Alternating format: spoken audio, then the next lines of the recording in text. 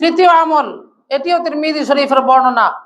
হযরত আব্দুল্লাহ ইবনে সাইব রাদিয়াল্লাহু তাআলা আনহু বলেন, আন্না রাসূলুল্লাহ সাল্লাল্লাহু তাআলা আলাইহি ওয়াসাল্লাম কানা ইউসাল্লি আরবা'আন বা'দা আন তাজুলা আশ-শামসু ক্বাবলা আয-যুহরি ওয়া ক্বাল ইন্নাহা সাআতুন তুফতাহু ফিহা আবওয়াবুস সামা ওয়া উহিব্বু আন ইয়াসআদা লি ফিহা আমালুন সালিহ।